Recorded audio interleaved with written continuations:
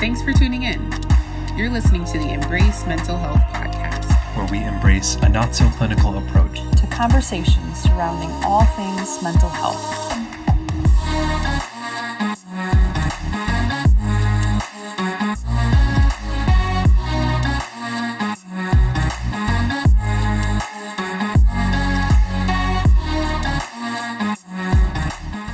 Hello and happy Mental Health Monday. My name is Kelsey and I am your host, and today I've got my co-host Wesley with me. Hello, Wesley.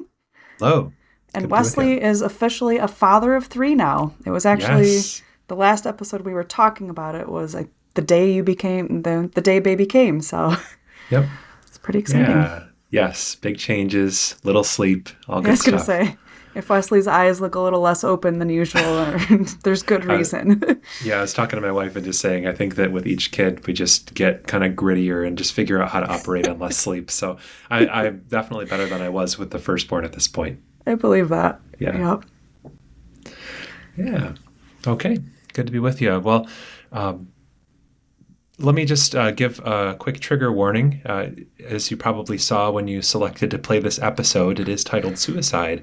And I thought about, should we, come up with a little bit more interesting title than simply suicide? But it's such a heavy, sensitive topic that I didn't want to even try to have fun with it or be creative or anything like that, of course. Yeah. It is a heavy loaded, sometimes controversial topic. And of course, it can be a trigger for some people. If you know somebody who has died by suicide or had any interaction with it, of course, it can be quite traumatic. So if you think that might be you, feel free to skip this one or come back to it another time or whatever you need to do. So first we have an intro question. And my question for Kelsey and for me is there something that you're in the process of learning about yourself? And of course, if so, what? It's a good question. I have been chewing on this one a little bit all day. I'm sure there are things that I'm learning, and I think that's part of the fun of life, right? Is you never really stop learning anything, but especially about yourself. You never even master yourself, which is kind of, I don't know, sometimes feels frustrating, but ultimately is kind of beautiful because I think we're also continuously evolving too, which is exciting. But yeah, we're infinitely deep. Yep. Yes. So I feel like there's a couple things that I have learned that I'm learning about myself or thought about. Become aware. Yeah. The first one is, I think, something that I've been trying to think about learning anyway, is what rest looks like for me, and not just general rest, but I think that there's all kinds of different ways of resting. And so in terms of, I think physically I understand what I need when I physically need to rest. When my ankle and my knee are hurting because I've been playing a lot of basketball lately, I know what resting looks like. It looks like ice. It looks like some of my PT stretches. It looks like taking it easy for a few days. Or, if I'm sleep deprived, I know generally what that looks like is get off your phone or stop watching TV at night and go to bed. But I feel like different areas of rest that I'm not as well versed in personally is okay, what does it look like for me to seek spiritual rest or even emotional rest or mental rest? Mental rest, I think, is a little bit one that I know a little bit more of. I just need to kind of disconnect for a little bit. But emotional rest is one that I'm still learning, and I have lots of opportunities to learn. And yeah, like I said, that spiritual rest is a little bit of a less concrete understanding and idea. And so kind of exploring that and learning what that looks like for me. And then the second thing I've realized, which I realize is a little ironic too, because Wesley and I have an episode on this coming up somewhat soon. I can't remember the exact date, but I realized that I am not the best at self-care. And I am just coming out of my basketball season. We finished up and it was a great season, but this is always when I am on empty. So I'm very tired and just kind of feel like I'm submerging from survival mode for a long time. And I was talking to my therapist and she was like, so how's your self-care looked? And I kind of thought, and I was like, well, I've been sleeping and eating.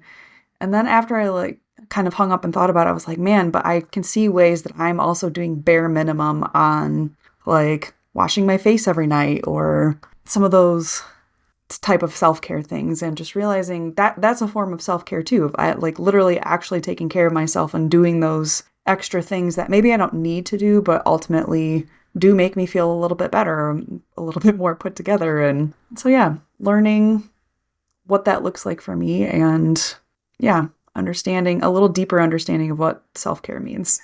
Nice. Great answer. Thank you. My answer for this question would be my most recent lesson. It was on my mind as I was coming up with an intro question, so I thought that I would share it and ask you what yours is. It was just that even though I'm kind of an exceptionally patient person in most areas of life, people who know me well know that it takes more than most probably to ruffle my feathers. I just love that expression. I can't say it without laughing. I don't know why. But when it comes to things in life that I feel like I have some control over that are causing me stress. So whether it's growing my practice or getting to some financial landmark or I don't know, insert or even just kind of getting things done on a to-do list, those kinds of things, I'm quite impatient. So similar to the self-care, but I would say it's about kind of patience with myself. And even some of the things that I can't control, I'm learning that most of them are things that if I just wait a while, then it'll be done one way or another. And worst case scenario is usually not that bad. It's just kind of the unknown of which way is it going to turn out, and it's going to affect all these other things. But if I kind of zoom out, I realize that it's relatively minor. And in a couple of months, I probably will just not even think about this thing. And so it's that whole kind of ancient idea of this too shall pass, I think is something that, there's so many things in life. I know it cognitively, but to actually apply it and kind of meditate on it in my daily life, like, okay, that thing, I'm not going to go down that hole because it's going to be fine. It's going to work out somehow. Easier said than done, I'm sure, as everybody knows. And then I will add a second one as well. And that has to do with having this new baby and thinking about my family. And I have kind of had a sense, again, the head and heart disconnect, a sense mentally that I'm really committed to being a good father and a good husband. I feel like the good husband, for whatever reason, things in my relationship up to this point, 10 and a half years in, have come pretty naturally. And obviously it takes work, but my wife and I just kind of work well together. And so I feel like sometimes that's a little bit more autopilot. Obviously, I have to be intentional many times as well. But being a good dad and enjoying being a dad, I've decided that really is the thing that I'm going to kind of put as a purpose in my life, one of the main purposes, if not the main purpose. And I know that there's always risks in putting something on a pedestal because at some point, my kids will likely move out or become more independent or those kinds of things, and I'll have to adjust. That's all part of the journey. But I feel like I'm really on a more experiential level embracing that in my life and enjoying time with my kids, even enjoying the sleepless nights. I think that there's something about having our third kid, and we always wanted to have 3 kids. And so that in itself is a huge blessing to be at that point right now. But also it just feels like a completion. It's more satisfying than I expected. And even being up in the middle of the night, carrying my baby son around, it's just like, obviously I'm tired. Obviously parts of me are frustrated sometimes, but it's sincerely a big part of me is like, how lucky am I to get to do this?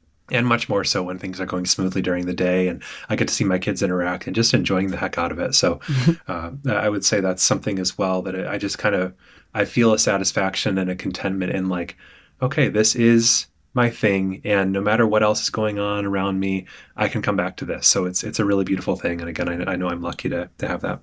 It's beautiful. I love that. Mm-hmm. Cool. All right. That was fun. So turning things around, let's talk about suicide. And even for those who didn't tune out when we gave the little trigger warning, if you're still around listening to this is still a heavy topic. I doubt that there are many out there who are like, oh, this is a very lighthearted, pretty easy, this will be kind of a restful topic for me to listen to. It is, in fact, it's quite taboo for a lot of people. Mm-hmm. I think most of us, if you've known somebody who has died by suicide or has lost someone to suicide, it's uncomfortable to talk about in real life. And a lot of things like that, it's like, why would we talk about it when we don't need to? But I think that that's exactly it. We talk about it so that we can know how to address it more effectively when we are impacted by it, whether you yourself have suicidal thoughts, or you know somebody who does or who might, or if you've lost someone to suicide. Those are some of the things that I would like to address today. So I wanted to start by talking about some of the language surrounding suicide, because if you may have noted, there might have even been a couple of things that I've said, like died by suicide. I'm sure there are some people out there who have never heard that term before.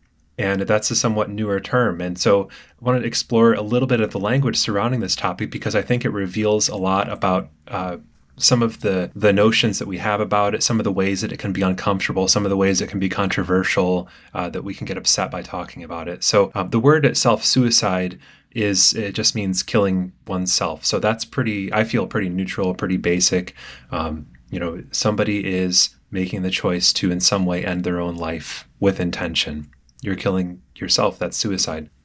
Homicide is killing another human, right? So these words all kind of break down and have meaning. The word that I heard often growing up, and maybe the most traditional or old-fashioned, some might say, way of describing it is committing suicide. They committed suicide. And the problem with that for some people is that committing makes it sound like a crime. And I think that it is technically maybe a crime, at least on some books. At least that's what I grew up hearing. It's not something that I've looked into, but I mean, it's kind of a ridiculous crime. There's no punishment possible.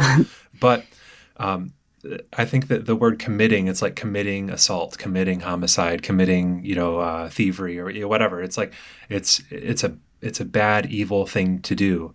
And obviously it has a huge negative impact on the people who love us, the people who are around us. So it is a bad thing to do in many ways, but it's kind of like blaming the person who died. And it doesn't really honor the pain and suffering that they were likely going through, and really the whole person that they were. It just kind of focuses on this one choice and the harm that it causes. There's a place for that, but all this stuff, it's just not clear. It's not black and white. And another thing with that is I've heard from so many people when they know somebody who has died by suicide, they talk about what a selfish thing it is, what a horrible selfish thing. I could never do that. I could never be that selfish. And that's usually coming from a place of incredible pain and anger. Those are legitimate feelings. But again, I think that we also need to, at some point, as we work through that, take into account how much this person was hurting to make that choice. And so I try not to use language like that when I'm talking about it, especially in a mental health capacity. So this other one, he killed himself, she killed herself, they killed themselves. That also is a little bit less so, but it's like, it brings up the question of how much was it a choice? And this is with so many things in life, like people who are addicted to drugs, for example. It's like, yes, there is the choice, right? They are the one who actually committed that act, you might say. But also there's there's a million things that led up to that. And so I guess it gets into the question of free will and predetermination. But it's like, did they have another choice at the point that they made that choice? Are they to blame? These are big questions. I don't have the answer, and it may be a case-by-case thing. To address the one that I brought up earlier, they died by suicide, death by suicide. That's a newer term, and it does sound kind of awkward. They died by suicide, but I do like it because it's kind of more neutral. It's like, this is the thing that was involved with their death, right? They died by a car crash or whatever it is. It's like plain and simple. I just feel like there's no judgment with that. No judgment toward the person or their mind or the people around them. Very clear. So I like to use that for that reason. And I feel like it's becoming more normalized. So it might be something that you hear more over the years. And then the only other piece of language I wanted to address was some people, instead of saying that they died from suicide, they'll say that it wasn't the suicide that killed them, it was their depression that killed them. They died from depression or from bipolar disorder or from whatever mental illness diagnosis they may have had that they were suffering with. Sometimes people like to say not victimize, but to blame mental illness for that death. And of course, we hear some similar language around mass shootings in America. It's like the mental health illness was the problem. And so that brings up, I think, problems of its own. So this is all very murky and difficult. I don't think that there's a very clear, easy answer. And even died by suicide, again, it just sounds kind of awkward. It's not natural to say it that way. So Kelsey, what are your thoughts from this little part of the discussion? I think it's always interesting because, I mean, obviously language is a huge piece of our culture. And so a lot of times you can tell what a culture believes about something based on what language is around it. And so I think, yeah, for a long time, committing suicide was probably what most people are most used to hearing. And I do remember, like, the first time that I heard somebody talk about, death by suicide being like a different wording for it, and realizing, like, okay, yep, that can tell you, hopefully, that some of the stigmas around this can be changing. Because, yeah, I mean, it's anytime that there's some sort of purposeful death, like, it's always going to be complicated and a lot of difficulty around it. But I think the understanding of death by suicide is a little bit more honoring than committing suicide. But yeah. Yeah, it's tricky. And I remember, for instance, when Robin Williams died, of course. And you and I had a movie marathon not long after that, actually. Not a marathon, but I think we watched Dead Poets Society. Yeah. And the reactions of people to that, I think that many people became aware quickly that he was suffering from some serious mental illness, and some people had been aware for a long time. That's a whole, I could probably talk about Robin Williams' death for a good half hour, but it did hit me hard. And I remember people being angry, and I remember some people kind of expressing relief on his behalf, like he's finally free. And I remember some reactions to that, like, no, we shouldn't talk about this in a positive way. And people worried about copycat, people dying by committing suicide or whatever, to mimic Robin Williams because he's in some way a hero to a lot of people. So it's complicated. And like, yeah, he was suffering, and yeah, he is no longer suffering from those things he was suffering from, but also would anybody say they're glad that he killed himself? Well, I don't know that they would. So it's very tricky. So I thought about kind of the who, what, where, when, why, how of suicide. And so I wanted to address what populations are at the highest risk of suicide. I think that people are often surprised to hear that when it comes to sort of demographics, white people commit suicide at a higher, see, here I am using that language.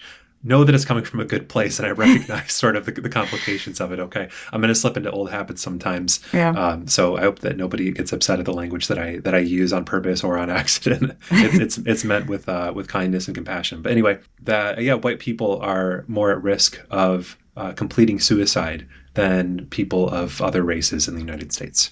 And also men are more than women, and middle-aged men in particular. Middle-aged women. I think that for women, it's actually different age groups. So I don't have the data in front of me. I probably should, but I wanted to point out sort of the highest risk population. On that demographics thing, men are at the highest risk of completing suicide, but women are at the highest risk of attempting suicide. So I thought that was kind of interesting. When I'm working with clients, I'm kind of looking at some of these different demographics and taking it into consideration when I ask, is this person, should I be asking them about suicidal thoughts and everything? And so there are lots of other risk factors, like, is somebody experiencing sudden financial hardship? Are they experiencing the death of a loved one? Are they under a ton of stress? Do they have serious mental illness?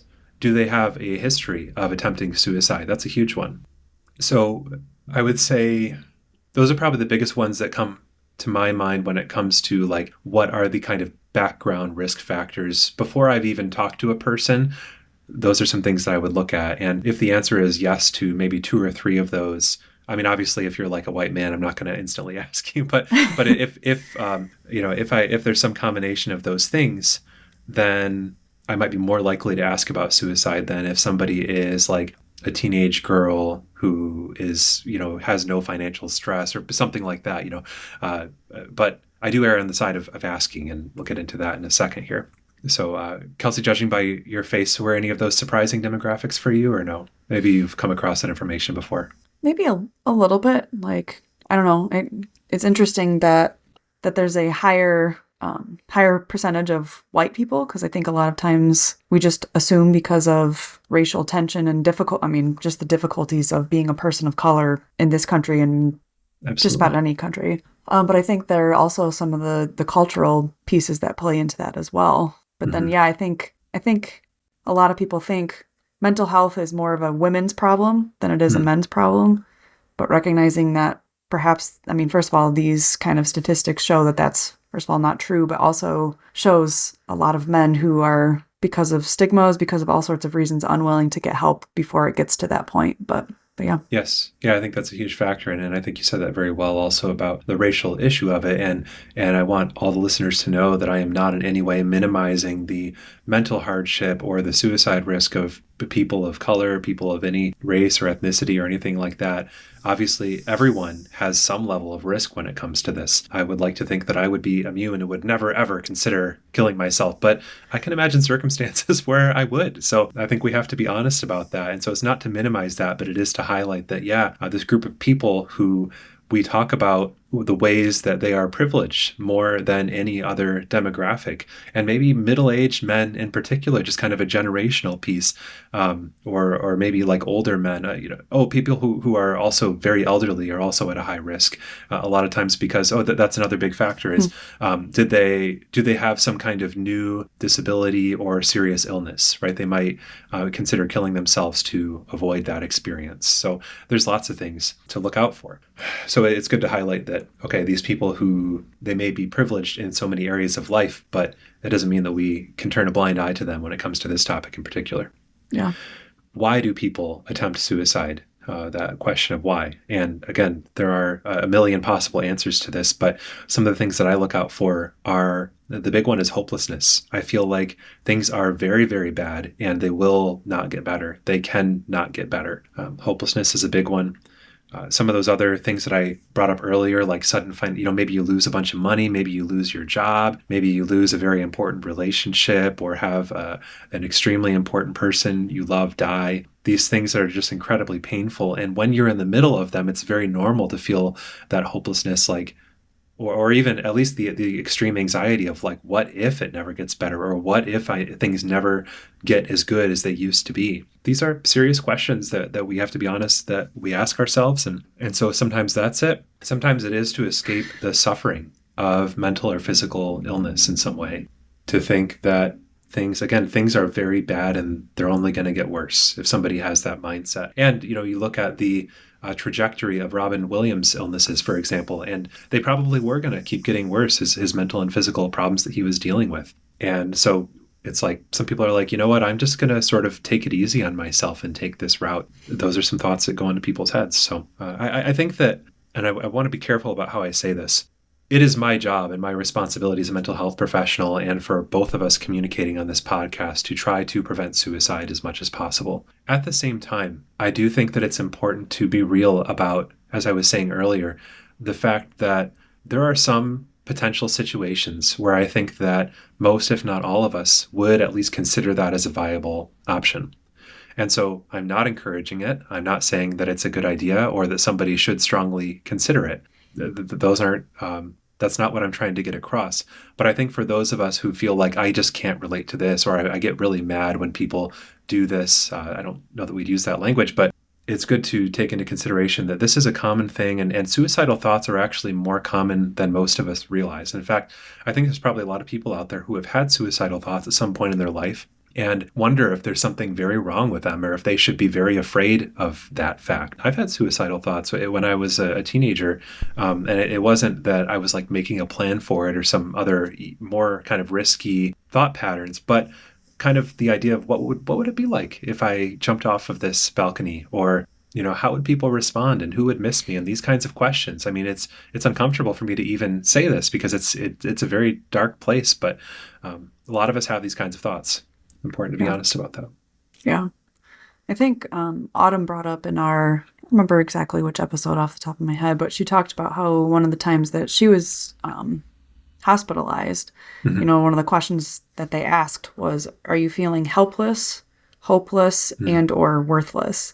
And I think for a long time, I always thought suicide was tied to just worthlessness. I thought it was typically for people who hated themselves or had Yeah. like kind of low self-esteem. But I don't think my perspective on this changed until I was having kind of suicidal ideation. Well, I think you're going to get into some of the differences term, yeah. here, but yeah, I feel like up until that point, I definitely would have been one of those people who said, oh man, I would never even consider having those thoughts or wouldn't ever even consider that. But then really it wasn't, it didn't have to do with the feeling of worthlessness for me. I'm feel blessed that that's not really something that I've struggled with, but I felt so helpless within my mental health battle that it just felt like it would be easier to be dead. And so that I think is a lot of what it comes to is I am so miserable right now and it doesn't feel like I can see a way out of this. And so it just like, I think that's a lot of times where it can start of it would just be easier if it was just over, you know? Yeah. To think about, am I going to be, is it going to be this hard for another 50 years? Really? Exactly. You know, to think about that possibility, or is it going to get worse? Yes.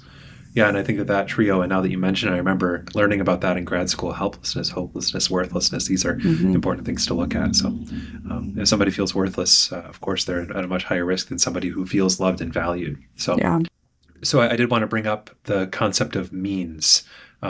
If you yourself are concerned that you're having suicidal thoughts or that a loved one is, it's good to consider, how would somebody go about killing themselves? Would it be, drugs or gun or whatever? I mean, these kinds of common things, choices, ways that people choose to do it.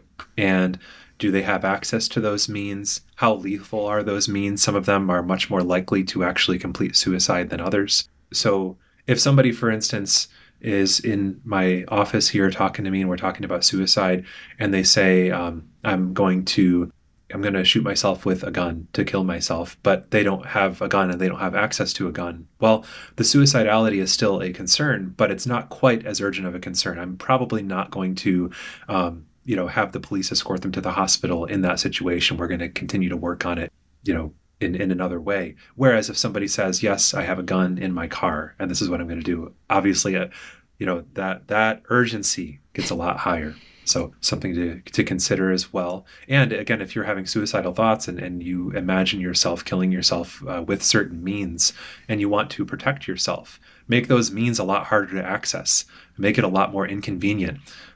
Because one thing that I wanted to mention, I don't know that I put this in the notes, but generally when people complete suicide, they're in a low moment.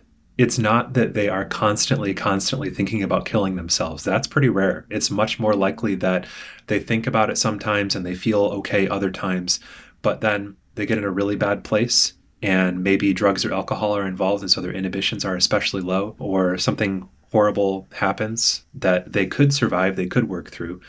But it's a period of maybe a half hour or so of an extremely deep, dark, low place that if they could just survive for that half hour or for that hour, then they'd start feeling a little better and would no longer be considering suicide. So don't plan to keep yourself safe based on how you're feeling right now listening to this podcast.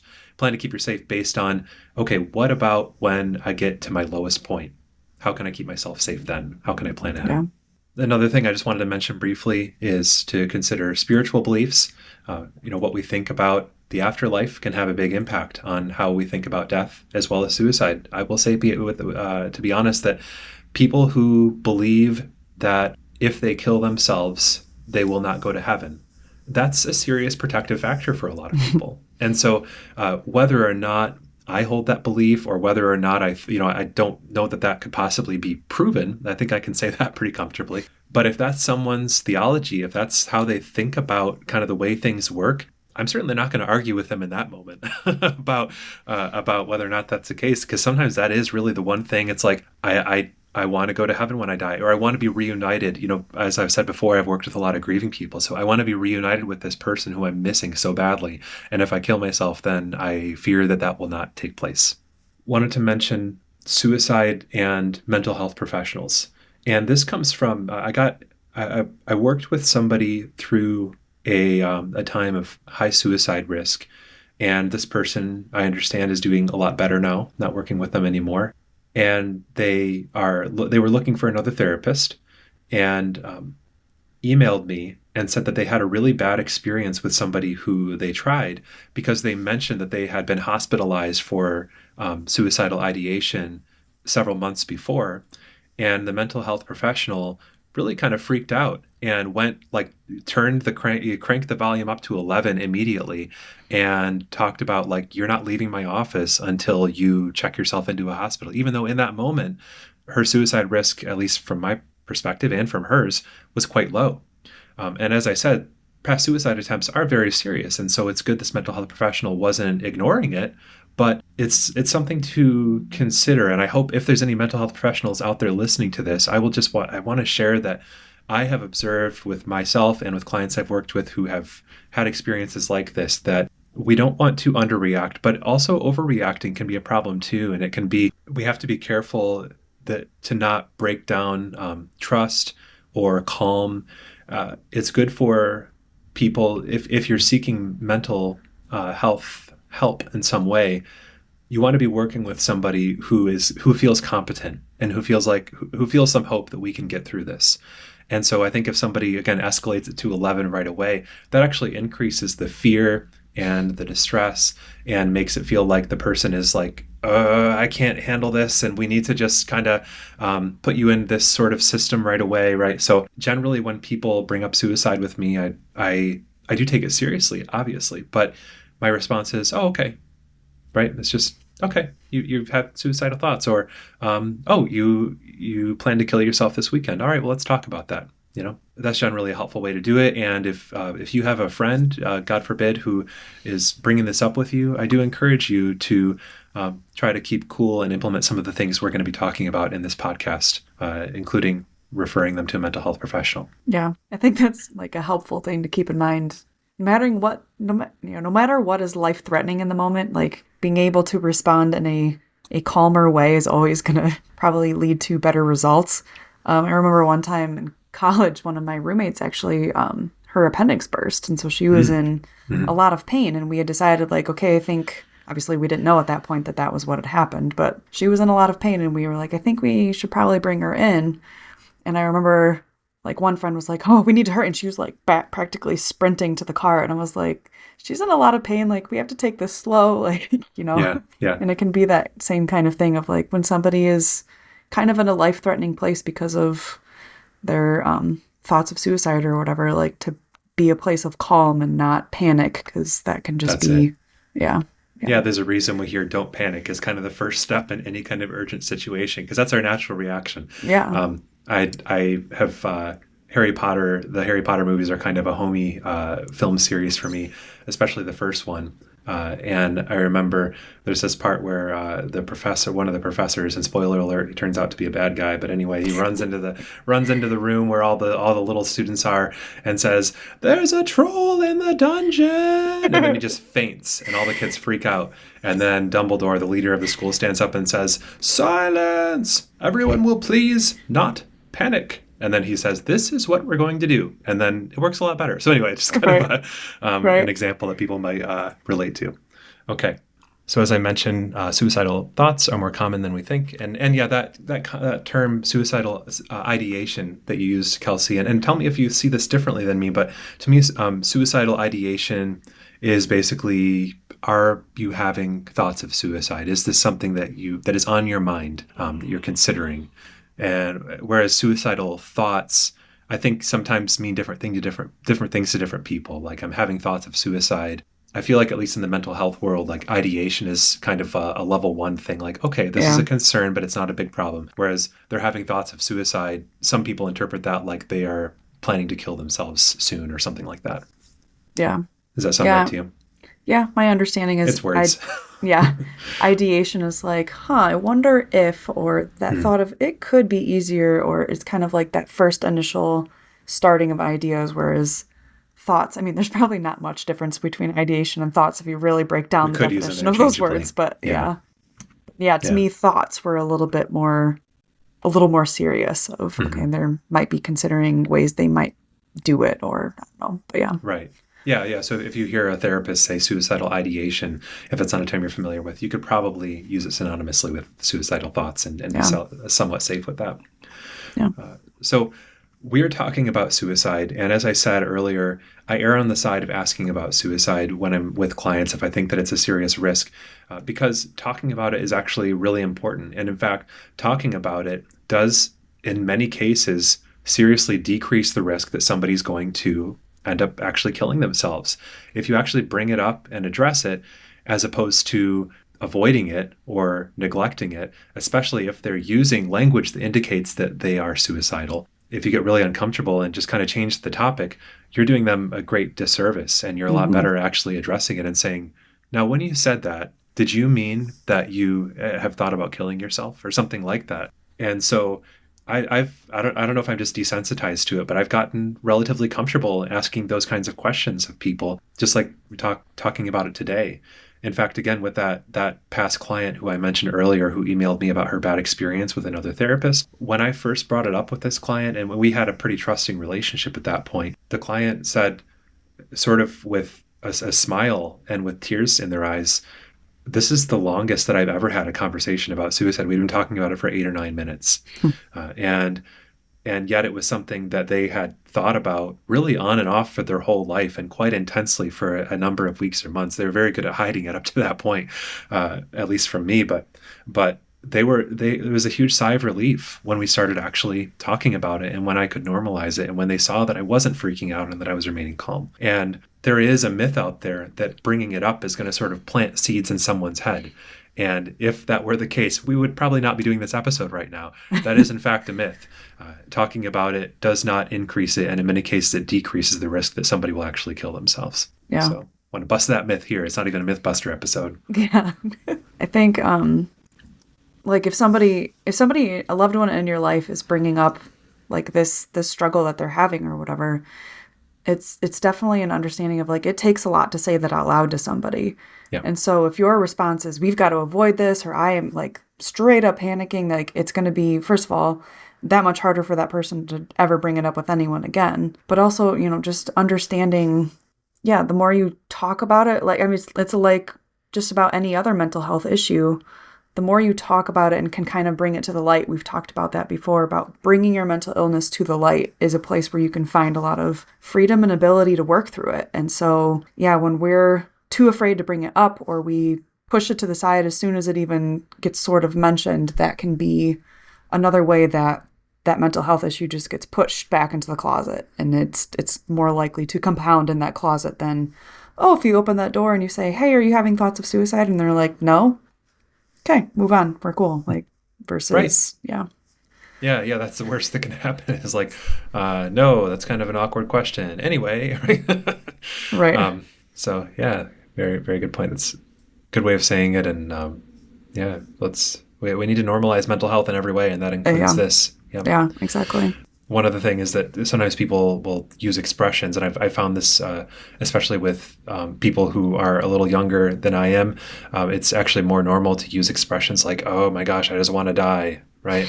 Or things that mental health professionals sometimes interpret as suicidal statements.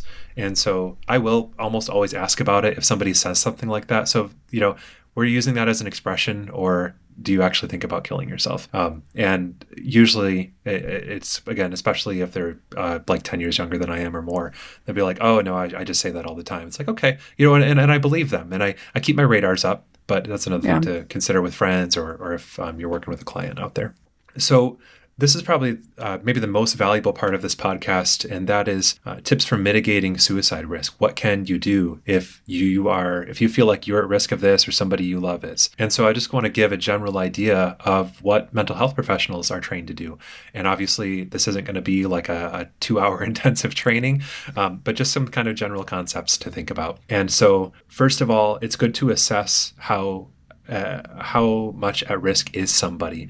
And there's a test, let's see, it's called the Columbia Suicide Scale, and it's available everywhere online for free if you just Google the Columbia Suicide Scale. I see Kelsey writing it down. We can put it in our show notes, okay? Yep. We'll put a link to it. And that can really put a number on how at risk are you for suicide. And it's a pretty powerful, accurate tool. So you can start there if you want. But some things to consider, some things that the scale asks about, are some of the things that I mentioned earlier in this podcast. Are you going through a major crisis or loss? Do you have really low self-esteem, right? Do you feel like very worthless? Questions like that. And so just think about some of the things we've been talking about in this podcast to consider whether or not those apply. And so if I did, and I think that having access to means, lethal means, and having a plan is a huge one. If somebody has a plan, that kind of kicks it into the next level for me. It's like, okay, now we're thinking about this person is in urgent, this is an urgent risk right now. And I'm actually going to start thinking about encouraging them to check into the nearest ER. So assess the risk. And if it seems like the risk is moderate to high, especially if it's on that high end, then you do want to consider hospitalization. Hospitalization is not a fun experience. For that, I'll just keep using that client from a while back, and I don't think that they would mind, and I'm not giving any identifying info anyway, but it's good to use a real life example, I think, in this case, because it can seem very theoretical otherwise. So I did encourage this person to check into a hospital. And they said afterward, when I asked, what was that experience like for you? Said, I can see why it would be really horrible for some people, but for me, it was exactly what I needed. So that was encouraging to hear that it could be exactly what you need. And this person ended up getting transferred to a different mental health, like a psychiatric hospital nearby. So checking yourself into the hospital, you can also, if you have a loved one who is at serious risk of suicide and you're quite sure of that, you can call the police and have the police escort them to the hospital. Now, suicide is like last resort, obviously, but forced hospitalization should be second to last resort. That is a bad experience, and that is very likely to have a negative impact on your relationship with that person. So just be aware of that. If you think it's the only thing that can save their life, please go for it. Mm-hmm. But otherwise, consider another route, including voluntary hospitalization, or can I take you to the hospital? In fact, that would be a huge good thing for your relationship to offer that and to follow through with that. If the suicide risk is on kind of the lower end, it's like, okay, it's significant, but it's probably not going to be happening today or tomorrow or within the next week or something like that. Or it's just kind of like Kelsey said, that ideation. It's like, I'm just kind of having thoughts. Then it's good to come up with a plan, like I was mentioning earlier. And so what that plan can look like, and again, there's some great examples online. You can just search like suicide prevention plan. And there's some great material out there that I would encourage you to look at beyond just listening to this podcast. But yeah, so basically, if I get to that low point, what can I do? So you can make a list of people who you could call or text or reach out to. And it should be people, I think this is a good litmus test. It's like people who, if you say to them, hey, I'm having a really hard time, would you mind talking with me for a while? That they would say yes to that. That's what you're looking for. Again, even if it's just over text, somebody who, if you're giving some significant red flags that you're really struggling, they're probably going to get back to you as soon as they see that text. Those are the people who you want to talk to. Yeah. And in addition, keep within arm's reach or on your refrigerator or whatever, the Suicide and Crisis Hotline, which is simply 988. And that is a suicide and crisis hotline. So if you're just having a mental health crisis or a crisis of some other kind, even if you aren't at risk of committing suicide, then you can call that number and somebody's available to help you out, to talk you through that moment. It's good to think about what are some activities that I can do to distract myself that make me feel a little bit better or a little bit more okay. So anything that involves getting outside, anything that involves social interaction, those should be right at the top of the list if you can. But I will tell people, even if they don't feel like they have a lot of social connections, even if it's a horrible weather day outside, if you want to watch your favorite Netflix show or listen to some angry music or, whatever makes you feel okay and kind of gets your mind off of yourself for that moment to get you through that deep, dark half hour or whatever the time is, and then put that on the list. Go ahead. Mm-hmm. But it's good to narrow it down to like the top 3 things so that if plan A doesn't work, you at least have a plan B and a plan C, some things that you can do. Take your dog for a walk, whatever. So I would say that those are the main things to consider, and maybe in reverse order, like what are some activities that I can do would be right at the top of the list. But then also maybe even more important is who can I call to talk to? And it's up to you. You don't even have to tell them, hey, I'm at risk of killing myself. That might be a great thing to say if it's the right person in the right relationship. But there might be somebody out there who it's like, I know this person cares about me. I know they'll pick up the phone if they can, but they would be very, they would probably freak out if I actually mentioned suicide suicide. You don't have to say that word if you don't want to. You can just say, hey, I'm having a hard time. Could you talk? Or, hey, can you just talk to me for a while, right? That's okay. Whatever works. But if you have that trusting relationship, and it's all the better to open up to them that much more, and maybe they can kind of take you to the next level with their support. Yeah, so these kinds of plans are helpful. And as I said earlier, if you are like hearing this and saying, this is something I've been ignoring and I could use some help with this, please talk to a mental health professional. We all have received at least some training, and a lot of us have received more extensive training on addressing suicidal situations, and we know what to do, probably more than just about anybody else out there. And so whether that means going to your nearest community mental health or going to the ER, like I said earlier, if you're at a very high urgent risk. But talk to somebody who knows what they're doing, because a lot of people don't. A lot of people will shut down or get really awkward, and that's not really going to make things better. Yeah. So wrap this up. That, again, was kind of the longest portion, but there's a few other things I wanted to address real quick. Do suicidal people always cry out for help? I think this is a really important question, especially for those who have lost a loved one or fear that they may lose a loved one to suicide. So I wanted to give an answer to this based on the best research we have, and that is that they usually do.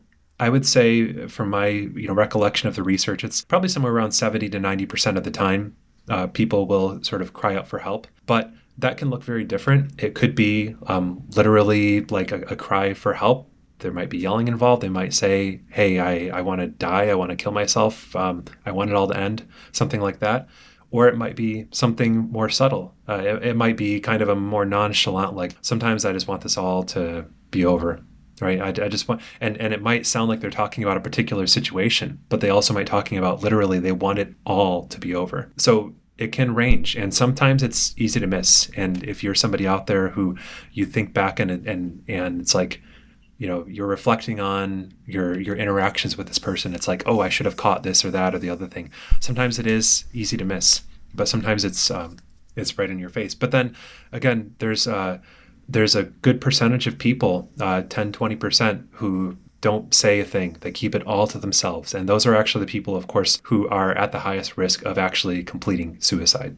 When it comes to grief, when somebody dies from suicide in your life, that can be a really uncomfortable topic. And so if you know somebody who has died from suicide, if you know somebody who's been deeply impacted by them, I do encourage you to reach out, to understand that it is probably going to be awkward, but they're less likely than others to have people reaching out for them. If you are in that situation, then I encourage you to seek help.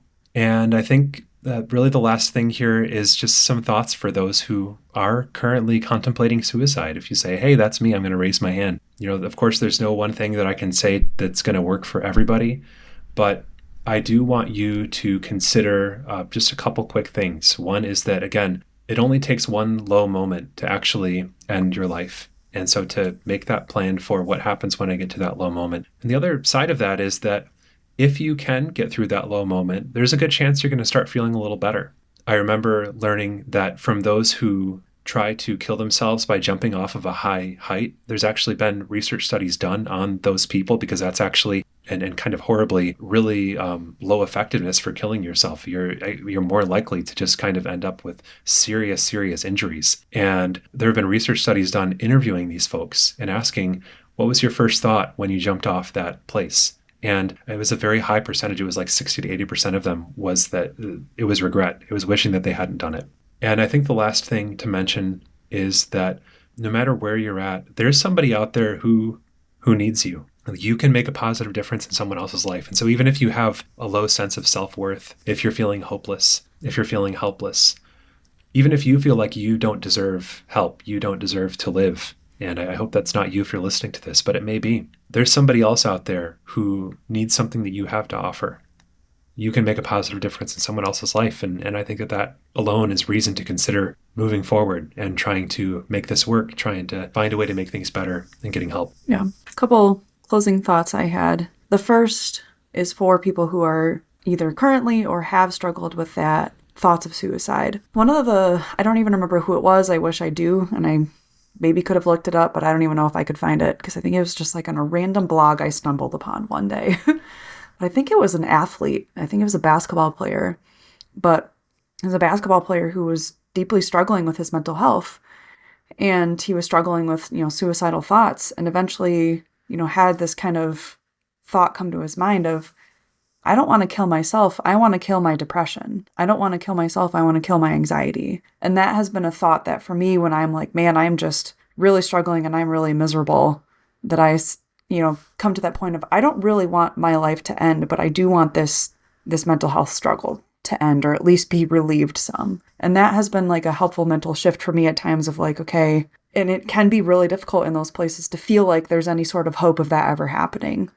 But, for years, that was something that I struggled with off and on, of feeling like, man, if this is going to be the rest of my life, I don't know if I've got it in me to do this for that long. And it took a lot of work, and it took a lot of therapy, and it took a lot of soul searching and whatnot.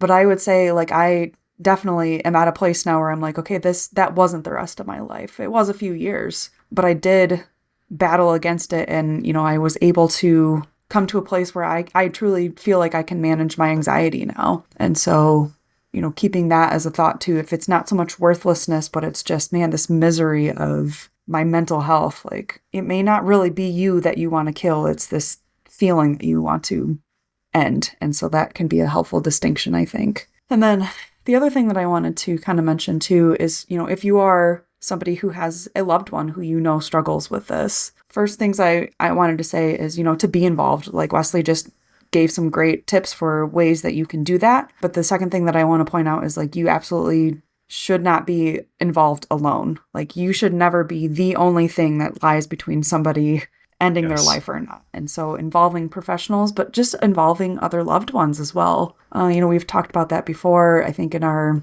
tips for being a safe person is, don't do it alone. You shouldn't, like, the more people we can have involved, all hands on deck, like, the better support that person's going to have. You should never be somebody's only support. So if somebody comes up to you and says that out loud to you, like, I'm experiencing suicidal thoughts, don't panic. We talked about some of that. But the other thing is, don't feel like you have to solve this all yourself. Like, involve other people. So, yeah, those are fantastic tips, Kelsey. I love that separation from my mental struggles. And also, when somebody says that phrase, I've never told anyone this before, there's nobody else who I could talk to about this, our reaction should be, okay, I'm glad that you feel safe to share that with me. I'm honored by that.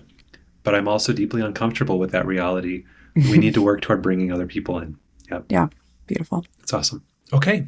Well, thanks for sticking with us. And I think that it's time well spent. I hope it is. Even if, whether it's today or in a few years, if this helps somebody out there with the topic of suicide, time very well spent for us recording and for you listening. So here's the reflection. What would a suicide prevention plan look like for you?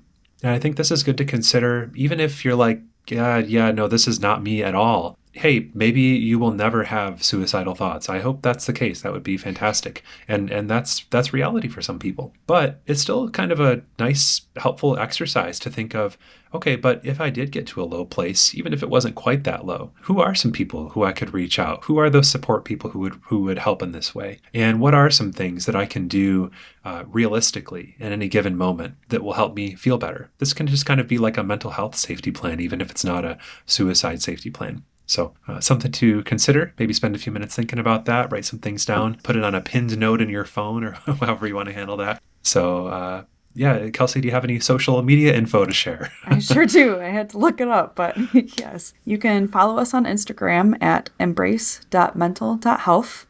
You can find us on Facebook at www.facebook.com/emh.nsc, or you can always email us at embracementalhealthnsc@gmail.com. Awesome. Okay, everybody. Thank you for listening. We'll talk to you in the next one. Alrighty. And please send us questions, reach out, comment on our stuff, interact with us. So yes. See you online or see you in the next podcast. Yes. Bye, everybody. Bye.